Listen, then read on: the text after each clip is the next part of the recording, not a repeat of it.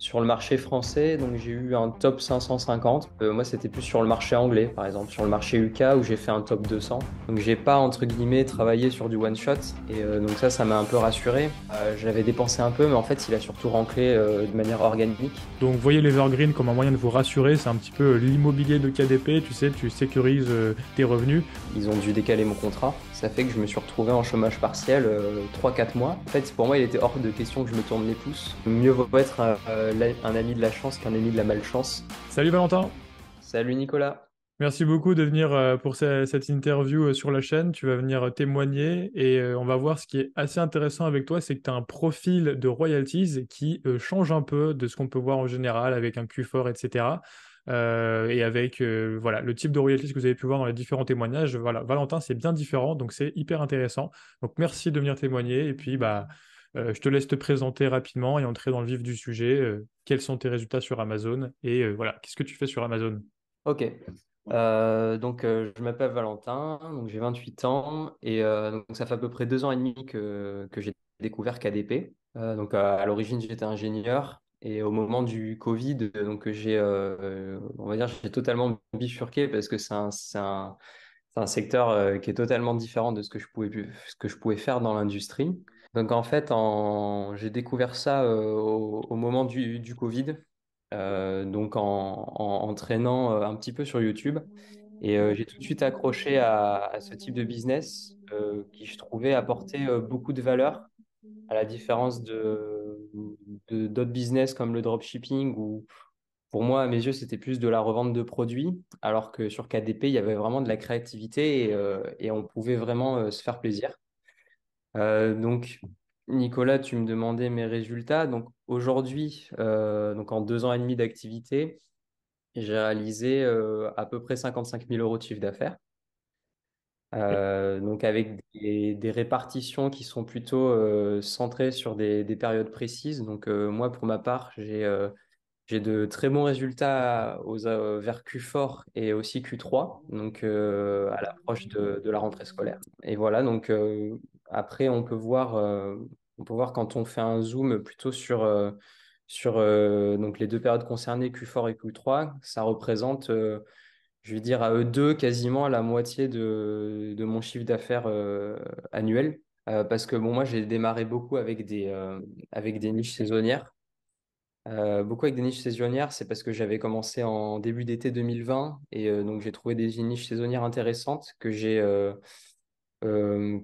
poussées au maximum. Et ce qui fait que du coup, je me retrouve avec deux pics centrés sur Q3 et Q4. Donc c'est vachement intéressant, c'est pas habituel d'avoir des pics comme ça aussi marqués avec des creux aussi marqués.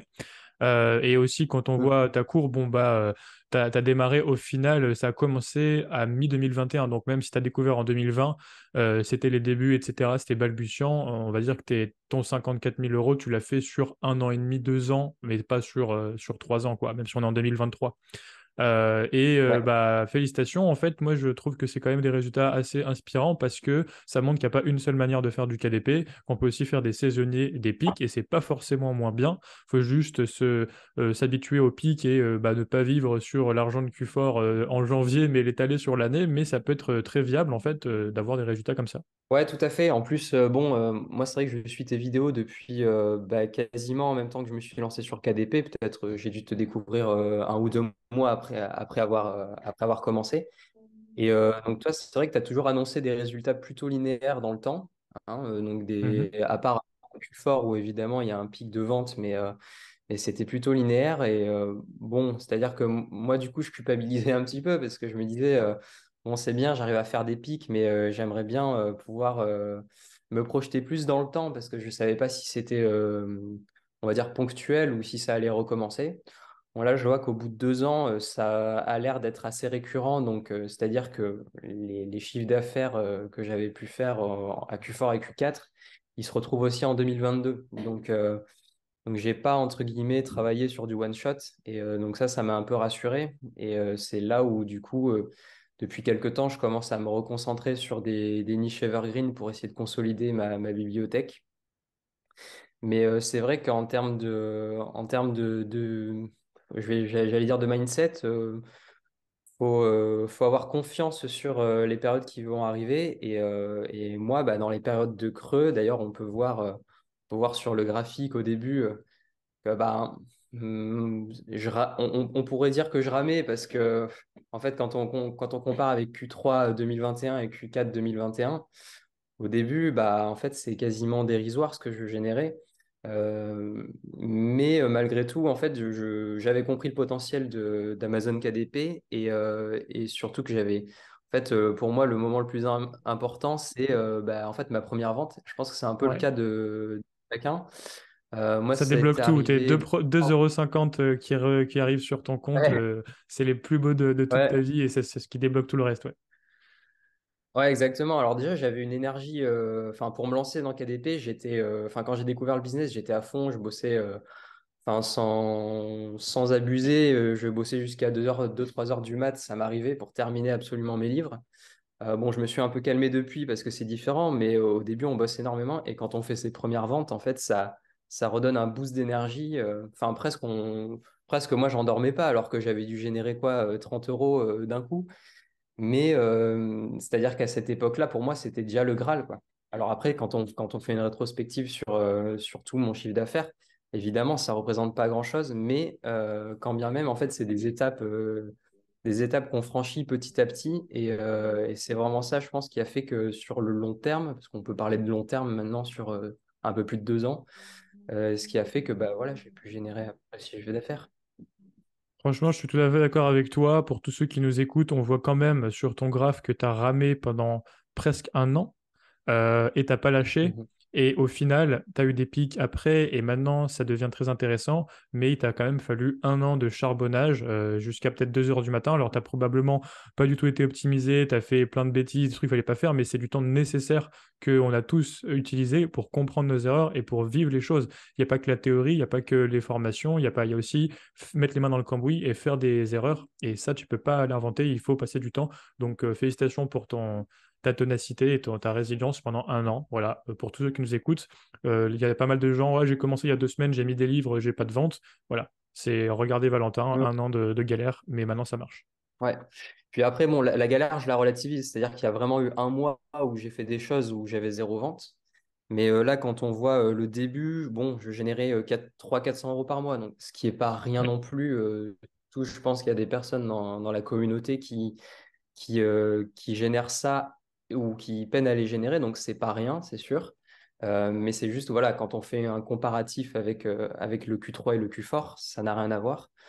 Mais voilà, faut quand même ça. Enfin, moi, je suis quelqu'un qui est plutôt patient dans la vie et voilà, j'ai toujours beaucoup travaillé. Donc, ça, je pense que c'est ce qui a fait ma force sur le long terme. D'ailleurs, on peut Et en fait, rebondir là-dessus. Tu peux enchaîner sur une présentation de. Donc, tu as dit que tu as découvert, tu étais ingénieur et que tu as découvert pendant le Covid KDP. ouais. Donc, est-ce que entreprendre, c'est un truc naturel pour toi? Est-ce que tu as cherché à entreprendre par tous les moyens parce que tu en avais marre de l'ingénierie? Est-ce que tu as de la famille entrepreneur? Et voilà, parce que quand tu galères pendant un an, même si c'est 300-400 € par mois, c'est pas rien, et que tu n'abandonnes pas, c'est quand même que tu as une bonne motivation au fond. Donc, comment t'expliques tout ça par rapport à ton histoire? Ouais, alors donc je vais revenir sur avant KDP. Donc j'étais consultant dans l'industrie. Ça faisait à peu près 2 ans et demi que je faisais ça. Je vais pas dire que mon métier me plaisait pas, mais on va dire que dans mes études d'ingénieur, à mon- on a à peu près tous envie on va dire, de faire de la conception, vraiment participer à des projets, être au cœur des projets.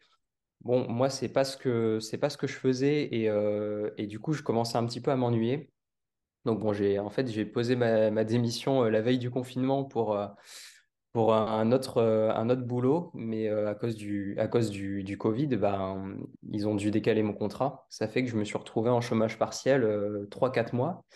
Et en fait, pour moi, il était hors de question que je me tourne les pouces. Donc, j'ai beaucoup discuté avec mon frère qui, lui, pour le coup, enfin, il n'est pas auto-entrepreneur, il est entrepreneur depuis pas mal d'années. Donc, il a un studio d'app mobile qui marche très, très bien.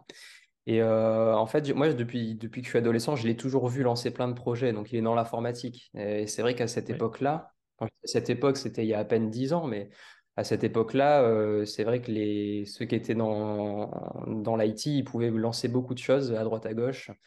Et donc moi, je l'ai toujours vu avoir vraiment ce mindset plutôt de façon naturelle, hein. Donc il était du style à lancer plein de projets partout. Alors que moi, j'étais plutôt scolaire, hein, plutôt à suivre les règles. Et puis généralement, c'est un peu ce qu'on retrouve chez les ingénieurs, hein. On a plutôt un profil, je vais dire, prudent.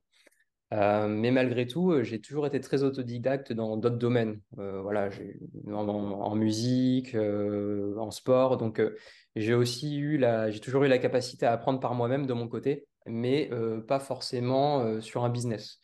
Voilà, je le faisais pour les loisirs et je le faisais pas pour le business, tout simplement parce qu'on a plutôt une mentalité où bah, le travail, c'est quand même quelque chose de sérieux et voilà, faut pas faire n'importe quoi avec. Donc, évidemment, bah, le salarié est le meilleur moyen pour répondre à ce besoin-là. Mais donc, au moment du Covid, moi, j'ai beaucoup de regardé de vidéos et notamment, donc moi, j'ai découvert The Family et Coup d'État, que Ouais. je pense que beaucoup connaissent, notamment avec Oussama Hamar. Et c'est vrai quand je me suis nourri de ces vidéos-là en même temps que je commençais KDP. J'ai lu quelques bouquins sur l'auto-entrepreneuriat, aussi des bouquins dans l'investissement immobilier. Et en fait, je me suis plongé dans une bulle en fait, d'entrepreneuriat pendant ces 3 4 mois. Et je pense vraiment que ça m'a aidé sur en fait, un mindset global à oser se lancer et pas hésiter, quoi. Et ça, je pense que c'était le bon timing pour ça. C'est Voilà. vachement inspirant, je me Après, reconnais beaucoup dans ton histoire aussi et ça me fait plaisir d'avoir un témoignage comme ça pour passer un message. On entend tout le temps de partout que pour être un bon entrepreneur, il faut avoir raté ses études, il faut avoir souffert dans son enfance, il faut blablabla, enfin tout le truc en mode j'étais clochard et maintenant je suis entrepreneur milliardaire. Alors que en vrai, tu peux réussir en venant de plein d'endroits différents. Et donc nous, on est deux exemples, par exemple, de personnes qui ont bah, eu une bonne scolarité en mode bon élève, qui respectent bien les règles, plutôt intello, etc. Et ça ne nous a pas empêché de changer de mindset. Donc rien n'est figé, en fait, il suffit de le vouloir. Et pareil que toi, bah, j'étais en mode matheux après ma prépa, ENS, etc. Je faisais que des maths toute la journée dans les livres en mode bon élève. Et puis j'ai découvert l'entrepreneuriat, pareil, The Family, les vidéos un peu inspirantes d'Oussama Hamar, toutes les vidéos enfin, qu'on a tous un peu regardées. Et après, j'ai compris le mindset, je me suis mis dans une bulle comme toi, j'ai bouffé de l'entrepreneuriat toute la journée. Et au final, mon mindset a changé. Et la vie d'avant qu'on avait un peu scolaire, elle est aussi utile aujourd'hui pour faire les choses bien et avoir une bonne vision d'ensemble de ce qu'on fait. Et donc, non, il n'y a pas besoin d'être un cancre pour réussir sur Amazon ou dans le business. Et à l'inverse, il n'y a pas besoin d'avoir fait des études non plus. Il y a tous les profils différents et il faut juste faire votre chemin et être capable de changer de mindset. Donc, merci pour ce témoignage, Valentin. ouais, bien sûr, je suis assez d'accord. Après, je vais peut-être rajouter une petite chose. C'est vrai, quand on parle de mindset, surtout, donc moi, personnellement, j'invite les gens à regarder les vidéos de The Family, c'est très intéressant.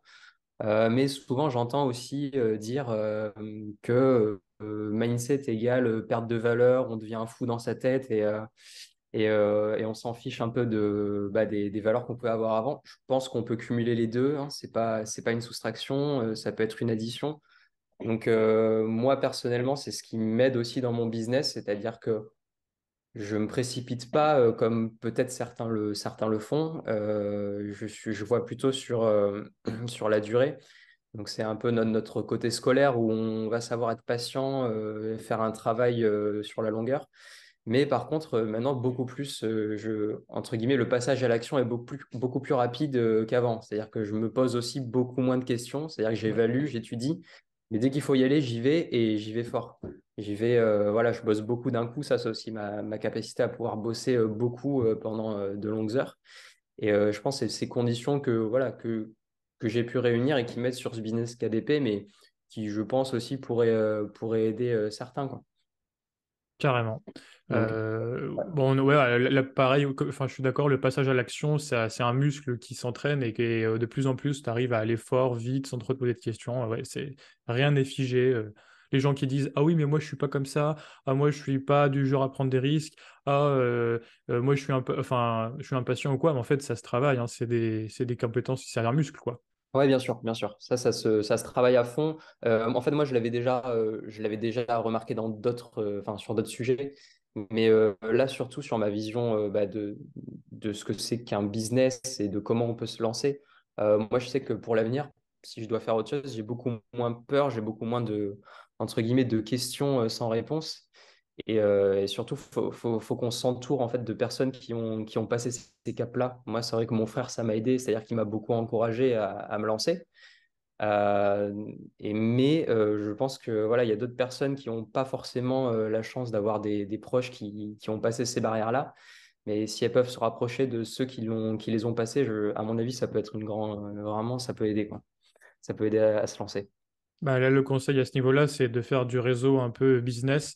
Donc, ça peut passer par aller sur des groupes. Bah, par exemple, typiquement sur la communauté KDP, plein de potes que j'ai Ah oui, rencontrés bien sûr. via KDP, que ce soit Clément que vous avez eu en interview, que ce soit Jérémy qui est intervenu certaines fois dans mes formations, que ce soit Pierre, enfin voilà. Et puis aussi des gens de Lyon que j'ai rencontrés qui faisaient du SEO, etc.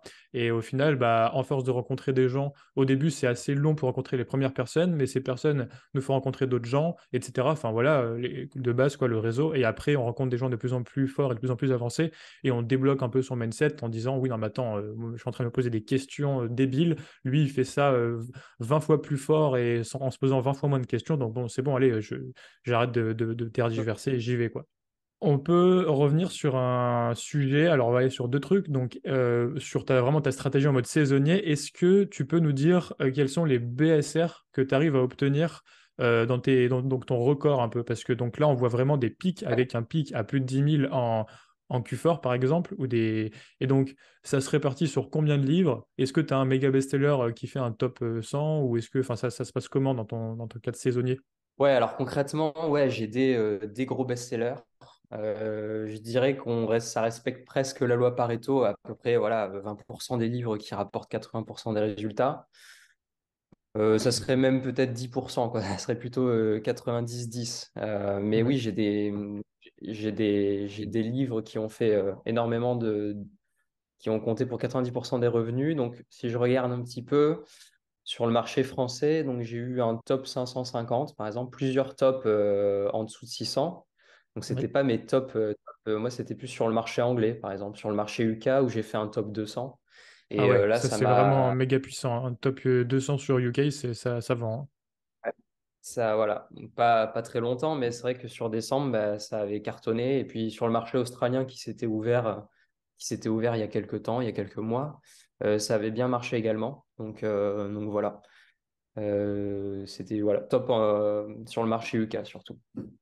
Parfait, bravo pour ça. Et qu'est-ce que tu penses qui a fait la diff selon toi? Est-ce que c'est la pub? Est-ce que c'est le choix de la niche? Est-ce que c'est la couverture? D'ailleurs, tu peux nous parler un peu des dépenses pub. Est-ce que pour faire ces livres, tu dépenses beaucoup en pub ou pas? Pour faire ces top 200, par exemple, sur le top 200 UK? Non, en fait, j'ai dépensé, alors je ne vais pas dire zéro. J'avais dépensé un peu, mais en fait, il a surtout ranclé de manière organique. Et c'est surtout ça qui était ouf. C'est-à-dire que Ouais. j'ai un budget pub pour plein d'autres livres, mais pour celui-ci, pour le coup, en fait, je pense que j'ai su m'approprier une niche et pour le coup, en fait, je l'ai vraiment attaqué, comme tu expliques dans tes vidéos, de façon disruptive. Et j'ai apporté un contenu supplémentaire et je pense qu'en fait, je l'ai globalement bien fait. Et je pense que c'est pour ça que ça a pris, tout simplement. Donc, pour le coup, il n'était pas, comment dire, je misais là-dessus, mais je m'attendais pas à ce que ça ait un succès aussi dingue que ça, quoi. Et je pense que inconsciemment, j'ai dû appliquer les conseils que tu donnes, un peu sans forcément y réfléchir a posteriori. Je me rendais pas forcément compte que j'avais attaqué la niche sous un certain angle, ajouté un contenu supplémentaire, et du coup, je pense que c'est clairement ça qui a fait la différence, quoi. Ok, bah, je pense aussi que Voilà. c'est ça, hein. De toute façon, les méthodes que je donne, c'est au final des choses que j'ai déduites par essai-erreur et en voyant tout ce qui a marché chez moi ou chez les différentes personnes de la communauté, on se rend compte qu'il y a quand même une trame. Et à chaque fois, la trame, bah, c'est de se positionner de manière nouvelle, de ne pas réinventer la roue en allant dans des niches bizarres, mais non plus en ne faisant pas la même chose que tout le monde. Et à chaque fois, quand tu as un best-seller, tu t'y attends pas forcément, mais c'est souvent qui réunit tous les critères et ça marche, quoi. Donc, c'est pas une science exacte, mais on peut aligner toutes les planètes et quand les planètes sont alignées, on augmente ses probabilités de faire un best-seller. Et je dis souvent, il suffit d'un best-seller pour changer son business. Au final, c'est ça. Après, un best-seller représente 90% de tes revenus sur une période et ça fait des gros pics comme ça et ça change vraiment complètement ton business. Faut pas voir les choses comme un long fleuve tranquille où chaque fois que vous publiez un nouveau livre, vous ajoutez des revenus à votre revenu de base. Ça marche pas du tout comme ça. C'est juste vous augmentez vos probabilités de faire un best-seller et à un moment, un best-seller va prendre et va prendre 90% de vos revenus et tout va changer pour vous. Donc, voyez-le comme ça, vraiment. Et alors maintenant, tes objectifs, tu me parlais de saisonnier et de changer de stratégie. Voilà, c'est quoi tes objectifs pour 2023? Alors, j'ai pas d'objectif spécialement sur le chiffre d'affaires annuel. Parce que je m'étais fixé un objectif comme ça l'an dernier et en fait je pense que c'est flou et que ça veut un peu rien dire. Je pense que pour moi ça doit être la conséquence de d'autres actions, comme par exemple bah, du coup avoir une stratégie plutôt, là je me concentre sur des livres plutôt high content maintenant, depuis mi-octobre, début novembre. Donc j'ai pris un peu le pari de faire ça parce qu'avant j'avais plutôt une stratégie, alors pas de mass publishing, mais de publication très régulière sur des niches bah, plutôt low content, medium content. Et donc là j'ai envie d'avoir, je m'étais fixé d'avoir 3-4 livres dans le top 1000 en high content. Donc c'est Ok. des chiffres que je me suis donné, c'est plutôt un ordre d'idée. Je focus pas non plus là-dessus à fond parce que sinon ça je pense pas que ça soit très efficace, mais en tout cas, c'est ce que je me suis donné comme objectif. Et ensuite aussi consolider quand même ma bibliothèque avec des niches plus evergreen, chose que je suis en train de faire. Et là, depuis mi-octobre, j'ai lancé quelques livres evergreen et par exemple, en janvier, il y en a un qui va me faire à peu près 100 euros. Donc, ce qui est quand même pas mal par rapport à plein d'autres livres que j'avais lancés avant, alors qu'il est juste à son début. Et donc, j'ai un petit budget pub quand même. Et pour celui-ci, j'ai eu quand même utilisé ta formation usine à best-seller. Et je pense que ça m'a aidé là-dessus. Et donc, je pense que c'est de bon augure pour la suite, quoi. Je pense aussi. Et d'ailleurs, est-ce que tu as la stratégie, parce que on dit que la régularité, c'est l'evergreen, c'est un livre qui vend tout le temps. Mais ça peut être aussi la multiplication des niches saisonnières. Donc, est-ce que tu as aussi, moi, c'est ce que je t'avais conseillé quand on s'est appelé avant, c'est bah ouais, de faire, d'ajouter de l'evergreen par-dessus. Mais ta force, c'est quand même le saisonnier et il faut pas le voir comme un défaut de ton business, il faut le voir plutôt comme une force. Donc, si tu as un pic en Q1 et un pic en Q2, au final, tu as des pics partout et tu as un revenu super régulier en pic, mais enfin voilà, vous avez tous compris. Donc, est-ce que tu as des projets de saisonniers sur des nouvelles niches que tu n'as pas attaquées? En fait, j'en ai deux, trois que j'ai raté l'année dernière et je m'en suis un peu mordu les doigts, mais j'en ai. Je vais voir si je vais en faire une priorité. Ça va dépendre du timing que j'ai envie d'avoir pour mes niches evergreen. Mhm. Mais pour être honnête, je pense que j'ai encore moyen de renforcer mon Q3. Ouais. Voilà, sur certaines niches, je sais que je peux vraiment booster là-dessus. Après, Q4, en fait, je fais pas forcément du spécifique Q4. C'est généralement un peu c'est la vague de tout ce qui vend le reste de l'année qui Mhm. fait qu'à Q4, ça explose. Mais sur Q3, j'ai moyen de gonfler mon pic à Q3. Après, pour Q1 et Q2, j'ai pas passé énormément de temps. Après, je préfère pour l'instant me focus sur les niches evergreen où je pense avoir compris quelques petits trucs que j'avais pas forcément compris avant. Mais en tout cas, j'en connais. Enfin, je me suis intéressé pas mal à ces niches, mais je l'ai entre guillemets trop fait sur le reste. Et je pense qu'en fait, j'ai besoin un peu de me rassurer et d'avoir des livres solides sur les niches evergreen.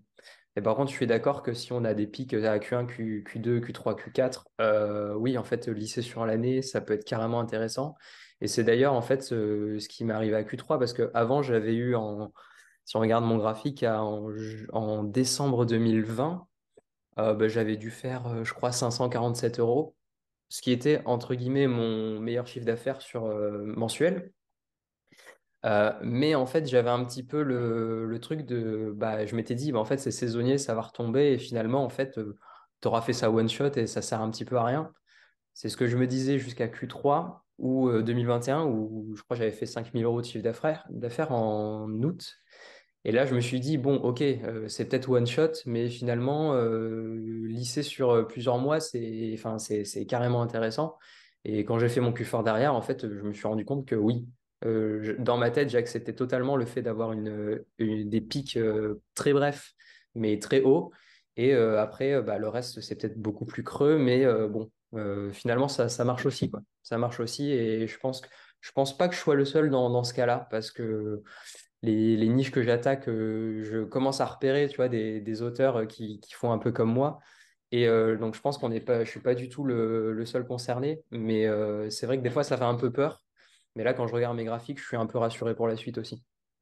Ouais, je pense que tu peux être rassuré hein, parce que vraiment, j'aimerais qu'on insiste dessus, c'est le but de cette vidéo. Le saisonnier, c'est pas moins bien que l'Evergreen.